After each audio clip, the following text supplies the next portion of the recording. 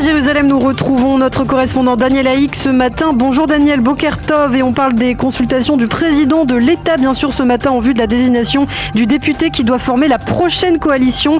Eh bien, ces consultations vont se poursuivre aujourd'hui. Eh bien oui, effectivement, Ilana Boker-Tov, elles vont se poursuivre avec le passage à la présidence de l'État dès ce matin des formations moyennes, on va dire représentées dans la 25e Knesset. Il s'agira du judaïsme unifié de la Torah, le parti orthodoxe, du sionisme religieux de Smotrich et de la force juive de Ben Gvir, et enfin d'Israël Beitenu d'Avigdor Lieberman. Demain, le président doit recevoir les représentants du tout petit parti travailliste et des deux partis arabes Ra'am et Hadash Ta'al.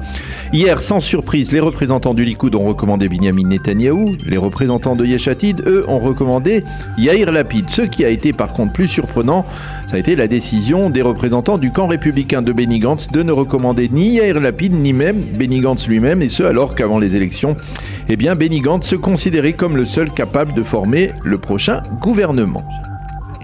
Mais la surprise hier soir à la présidence de l'État est venue de trois phrases prononcées par le président Herzog aux délégués du parti Chasse. Oui, effectivement, 3 phrases que le président a prononcées alors que la rencontre avec les délégués du parti Chasse semblait terminée et que les caméras étaient éteintes, mais pas les micros. Le président Herzog a déclaré « Vous allez avoir un problème à propos du mont du Temple. Votre partenaire provoque une inquiétude véritable à travers le monde. » Allusion à Itamar Ben Gvir qui, on le sait, réclame avec insistance le portefeuille de la sécurité intérieure. L'enregistrement de ces propos a très vite été diffusé sur les médias israéliens et la présidence de l'État a confirmé immédiatement ces propos et a même souligné que le président Herzog en avait parlé avec Itamar Ben Gvir lui-même. D'ailleurs, même Ben Gvir a réagi très rapidement dans la soirée en confirmant lui aussi l'existence d'un canal de dialogue avec le président de l'État et même en révélant des contacts de sa part avec des diplomates étrangers.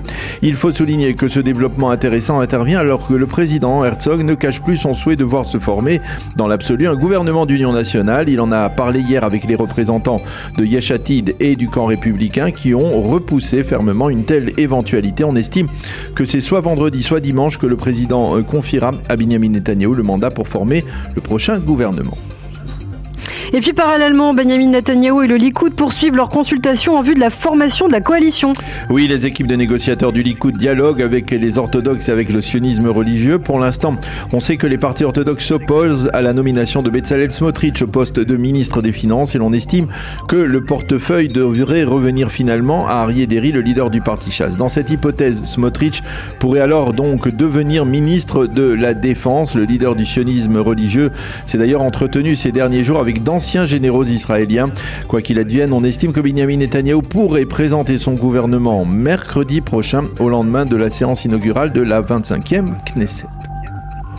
Ceci étant, l'ambassadeur des États-Unis en Israël met en garde contre toute éventuelle annexion des territoires par le futur gouvernement de Binyamin Netanyahou. Oui, dans une interview accordée ce matin à la radio nationale israélienne, Tom Knight a déclaré que l'administration Biden s'opposera à toute tentative d'annexer les territoires. Ce faisant, l'ambassadeur répondait à une déclaration de Yariv Levin, l'un des leaders du Likoud, qui avait exprimé le souhait que le gouvernement œuvre en vue de l'instauration de la loi israélienne en Judée-Samarie. L'ambassadeur américain a déclaré « Israël est un État démocratique qui a choisi son gouvernement, mais nous devons rester fermes sur nos valeurs américaines. Il y aura des périodes où il y aura des tensions, des divergences de vues entre nous », a encore précisé l'ambassadeur américain. Et puis enfin, dans ce contexte, on a suivi de près en Israël les élections de mi-mandat aux États-Unis. Oui, pour l'instant, les responsables politiques israéliens n'ont pas réagi aux résultats mitigés de ce scrutin, mais les observateurs estiment que ces résultats pourraient profiter à Binyamin Netanyahou.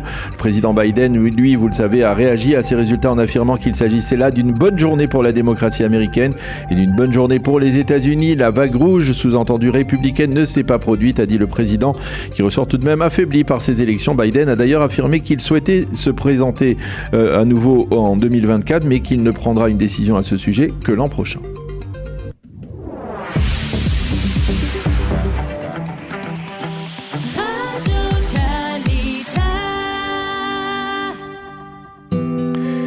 La météo pour compléter ce premier journal d'information, légère amélioration, mais il y a encore des risques de pluie éparses dans le nord et le centre du pays. Les températures seront en légère hausse. Il fera 18 degrés à Jérusalem aujourd'hui, 22 à Tel Aviv et 27 degrés à Eilat.